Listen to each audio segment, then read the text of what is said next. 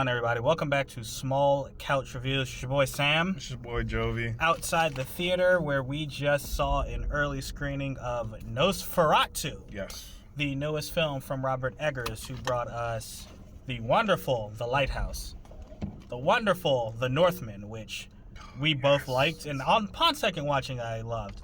And then he also did a movie called The Witch, which I haven't seen, and now he has the Nosferatu. Okay. I'm just kidding. There's not a. I just realized there's not a "the" in front of this. It's just Nosferatu, and all his other movies had a "the" in front of it. I've been having a hard time getting it out. Anyway, this is a remake of the 100-year-old silent film, which is inspired by Bram Stoker's Dracula, but they couldn't use Dracula back then, so they just created this thing about this vampire named Count Orlok.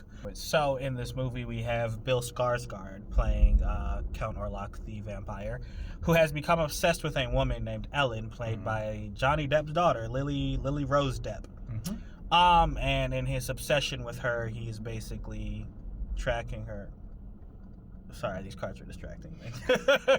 My bad. His obsession with her, he's basically decided that he wants to make her his, and to do that, he's going to get rid of all the competition in his way, including her husband, and basically wreak havoc upon the land until he gets what he wants. Yeah.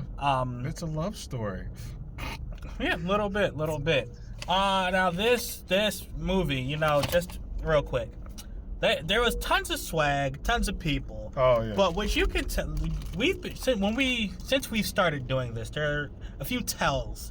You can see that a movie is going to at least be decent. Mm-hmm. When the screener comes out way in advance, like this one has, and there were screeners way before ours. Yeah, I was talking to a guy at the bar about that. Yeah. Way before ours, there's been screenings for this. And then obviously you hear, like the rest of everyone, you'll see articles and critics talk. But when it's in our circle, like our little local DC circle, when we have people talking about movies, that's when you start to be like, okay, you know what, I got to pay attention to this. Yeah. This movie had all those. And yeah, I was looking forward to this, and I can just say I was not disappointed. No, for real. Yeah, man. Let's get right into it. Sours and sweets. I got a lot to say. Okay. I'm going to try to narrow it down, though. Narrow it down. All right, bro. So, my sour. Or my sours. Now, there's not a lot here. Okay, so you got sours. All right. There's two things. First off, my first one, this is just a me thing.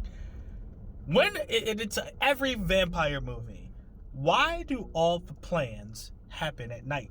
I said the same exact thing in The Voyage of the Demeter. Yeah. I'm like, bruh, there's a point in this movie where they're like, yo, he only comes out at nighttime. Right. Why are you planning to do anything at night? That's just a me thing. Not even really and the movie does actually have a good reason, unlike other movies, but it's just a me thing. It's not really even a sour. I just wanted to point it out because it's just something I always think of. But then also, this isn't a sour for me. Okay. But this movie is very slow in the beginning.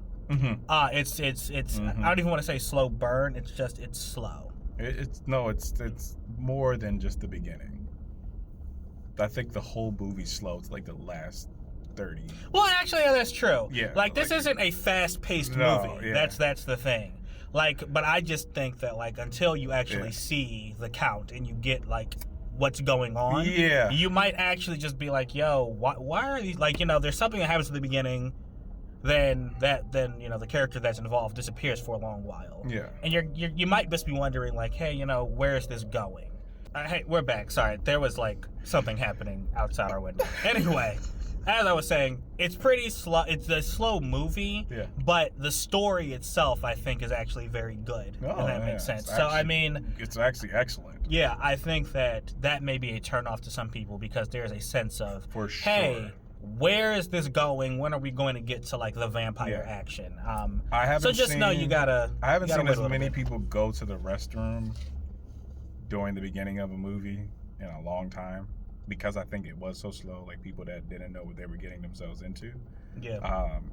Genuinely, I think we both understood that this was a classic remake of a movie that's very old. Yeah. So we were going to get a sounds so rude to like every other movie, but we were getting a film, right? You know, yeah, there's not a ton of action, not even a ton of like super like gory kills or anything here. It's a slow paced horror movie. Yeah. That's to say that if you're not looking for that, that may be a negative to you. It's like just don't come see it. Now, don't see the movie. Yeah, let me move on. Let's move on to the glaze. All right. There's a lot here. First, I'm gonna start with Robert Eggers. Not even just his direction. The way the movie is shot, and this is something I noticed in The Northman a lot. Every single scene just seems like it's perfect. Like, and what I mean by that is every single shot, it looks like the characters are doing exactly what Eggers wants them to do, and it like catches your eye. Like, it's simple as something as the character Ellen, our main heroine in the movie. Our female protagonist, rather. There's a scene where she just gets out of bed. She wakes up out of bed. But the way she wakes up, and when the way the light hits her and casts a shadow on her bed, that's capture right there. Right. That would be something I'd be like, screenshot. Yeah, like, it was just so beautifully done. How many times did it take you That's to get exactly that what I was shot? going to get to. Like, how many times did, like, that's something like, I don't know if, like it seems like Eggers is like, I don't know if he's a perfectionist, but it seems like it would take a perfectionist to get this level of shots this many times. Like, it was so good. Also leads me to the atmosphere in this movie. This movie, believe it or not, it's not as scary as I thought it was going to be. No. But you scared me talking about how scary it was going to be. But I was like, no, I thought it was just going to be, like an old film. Yeah, but it's like, it's not a boogeyman, even though there's a vampire. Yeah. But the atmosphere that is cast by this Count Orloff is always present in the movie. Oh, yeah. So it feels like everyone is always in danger, even if you're not really afraid. And the fact that he built that atmosphere, like even during the daytime, you're worried that like, hey, something could happen. So I thought that was very impressive. And then that's going to lead me to the best part of this movie, and that is all of the actors. Every single one of them. So we had Emma Corrin. So we have, like I said, Lily Rose Depp plays Ellen, the one that Orlock is obsessed with. Nicholas Hoult plays her husband, Thomas, who he's trying to basically is in a competition with. We have Aaron Taylor Johnson and Emma Corrin playing a wealthy couple who are, they're friends and are helping them. And then we have Willem Dafoe and Ralph Inez is basically like doctors. They're like the Van Helsings, basically. They're the ones who are coming to help find out how to kill this vampire. I like them. Yeah. They were really good. Every single one of them shines at certain points in this movie. Yeah, even like the random security guards. That's true. Even the extras in this movie. Which is something I talked about in Craven, how the extras were pissing me off. Yeah. This is what happens when good direction is in the movie. Right. Aaron Taylor Johnson, let's start with him, man, because we just saw him in Craven, and I said that he wasn't the bad part of Craven, and here, I actually whispered to Jovi, I was like, is that Craven? Yeah. Because he's definitely not as big. He has a British accent, and he's so good in the movie, being like this. He's being the character. I guess like he's like a skeptic, but at the same time, he's trying to be a good guy. See, this is why we work together, bro. Yeah. Because you would think that, usually in these movies, there's that one person who's like, I don't believe in any of this, and you're just annoyed with them, right? He's that person where he's like, I can't believe that like they're demons or ghosts. Yeah. But he's not being totally dismissive to the point of annoying you. He's just like, he's still using his resources. Right. He's like, there's got to be another way, but you know what? If you're right, then maybe we can go ahead and I'll give you what you need. Yeah. And I loved him. I loved his character for that because that's really like if you've never heard of a vampire, like let's say movies didn't exist and we just saw this thing. Yeah. We would probably be the same way and being like, well, dude, what are you talking about? Right. So I like that he was, I guess, more realistic than other people, than other, skeptics might be who are just hysterical for no reason. Emma Corrin, his wife, I loved her friendship with the main character. I thought they had really good chemistry together. And then Nicholas Hoult. Now, he's the guy who we see the Count Orlock, through his eyes we see Count Orlock most of the time. I kept thinking about Rainfield. The entire. Oh yeah, that's true. Entire time, I was like, did he do this on purpose? Yeah, because he was in that other vampire movie. That's funny. Yes. Yeah, and he was Dracula's. He was Dracula's. Nicolas Cage's Dracula. Yes. Like that was the funny. Entire time. Well, I wouldn't say the entire time. I'm gonna let you finish because I feel like you're gonna hit what I want to say. But in the beginning, I was just like, this is just too. I'm not seeing his character yet. Yeah, man, all I was gonna say with him, he does an excellent job at being terrified. Yeah, because look, Bill Skarsgård, who if Lily Rose Depp weren't in this movie, he would probably have the best acting performance ever. No, for sure. You cannot tell that is like it is a transformation akin to almost like the Penguin. Yeah. You can't tell that is him, from the way he speaks, to the way he looks, to the way he moves. Like. Yeah. There's a point when Nicholas Hoult Thomas, when he first arrives and meets him at his castle. Yeah. I'm sitting there like, yo, that's not a human being next to you. Yeah, right? I'm like, what is happening right here? Looks terrifying. He looks terrifying. Moves. Yes. Terrifying. He puts on a perfect accent, man. Yeah. But the breathing. Yeah. Yes. Every time he breathes, like the speakers are booming with his breathing and stuff. He seems like an old, like almost like old, like he's suffering from sort of ailment, like he's helpless. Yeah. But clearly he's not. Right. And what you'll probably hear from a lot of critics though is Lily Rose Depp. She was the best part of this movie by far. For sure. There is a scene in this movie where I've talked about how I love Cynthia Erivo in Wicked, and I talked about how Demi Moore in The Substance. Did I do a review of The Substance? I don't know, but if I haven't, Demi Moore has a scene in The Substance that was great. Lily Rose Depp has a scene in this movie that I can't believe she did, because it's all in one take. And she is literally going from someone who is scared for her husband to losing her mind to back to being scared, like to back to being hysterical, all in one take. Like this 5 or 6 minutes was spectacular. Yeah. The way she shaking her body and screaming, and the way tears are coming down her face. Like I would buy this movie to watch that scene all over again. When awards season comes along, that's gonna be played. That one scene. Like it was. They may not be able to play that on TV. But yeah, man. It's I know exactly what you're talking about. I don't know how. Like again, I don't know if it was It was a combination of great direction and great acting, because that scene, like, that's going to live in my memory forever. I feel like I've been rambling, but last thing I want to talk about is the actual story itself. I actually really enjoyed. Like I said, if you've read Bram Stoker's Dracula, it's that. Even down to the like, there's a point when he's on, he's leaving Transylvania and coming to Europe, basically, or to I think was he's either London or Germany. They're in Germany. Yes, he's coming to Germany, and he's on the boat. And I wanted to tell you, this is the last voyage of the Demeter. Like it was, like he's on the boat. I was like, yo, this is literally. So that's when I was thinking, when I was watching, I was like, are they going to show the voyage? Yeah. Because they didn't show Thomas's voyage. Yeah. So it was. So that's what I was thinking about in the beginning. Then I was like, oh, they are going to show the voyage. So clearly.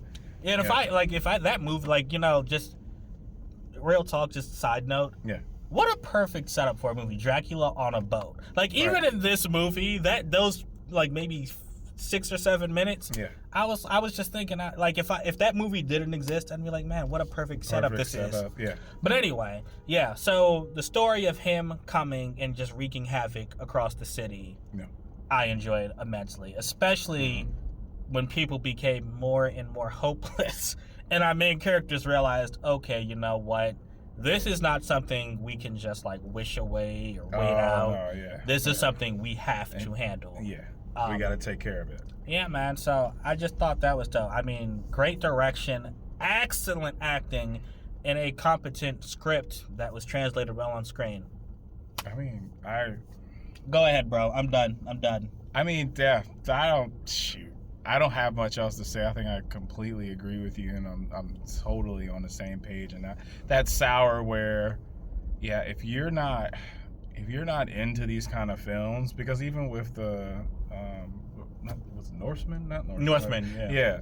If you're not into dark, slow, story-based films, you're gonna not like this, and you're gonna either check out in the beginning before you can really understand what's going on, or you're gonna say that this was bad. Yeah, because there are some people who hated The Northman because they thought it was going to be basically a revenge-filled, just bloody. Yeah. And it was a lot. I mean, there was blood in it, a lot. Oh, no, it was, but it was good. Yeah, but it was slower than you'd think. And this, the same way, if you watch the trailer, you might think, oh, snap, we get a vampire movie that's going to feature it's not. it's you're not. Like that. So just to say that, and that's, I guess I'll end on that because I have no more sweets. We've completely covered it.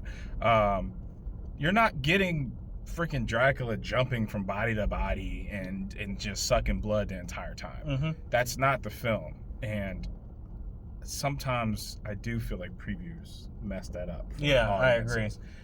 So if that's the only thing they've done wrong, it's not prepare people for what type of film this is. Besides that, I still think my number one's another film for the year, but this is very close. Just as a project. Yes. It's just as a whole, it is very. It gets an A in every category. Yeah, man, this was a very well-made movie. It was fun. Get your popcorn ready, because it's kind of long. Oh, that's true. It is a long. I mean. Well, yeah, it's about just under 2.5 hours. Yeah. So get your popcorn ready. And like I said, that last half hour is where you get some of the best conclusions, a conclusion of a story that I've gotten a while. Mm-hmm. But there's 2 hours of build up. But it pays off, I think. Yeah. It is. It's like, it's just so hard. I'm glad they're making longer movies again, because it was a point in time where, we were only getting like hour 30 movies, hour 45, if that. So. I gotta say, I don't remember that, because one of my main complaints a lot of times is movies is too damn long. But we're getting back to the people that want to make these long ass, but I'm not sitting through a 6-hour movie because they're talking about doing stuff like that. Got you. Yeah. That's it. So, I don't know if I'll give it a 5, because I don't know if I could sit down and watch this entire film again. But I can definitely give it a 4.5, because ultimately, this guy's about to get hit by a car. Ultimately, give this a 4.5 because totally great film. It's just, it is long, and if I watch it, I probably would just watch it by myself, because my wife and son probably would not sit through this film. I'll also give this a 4.5, just because I don't think it's a perfect movie, but it is like, especially just because of the beginning of the movie took a little bit longer than I thought it should have taken to get us on track. Yeah. But that's a very small complaint. So 4.5. It's almost perfect. It's really, really good, and it's something I would say you should go and spend your American dollars on. I think so. Please go watch this if you enjoy real film, and please go enjoy this if you love horror.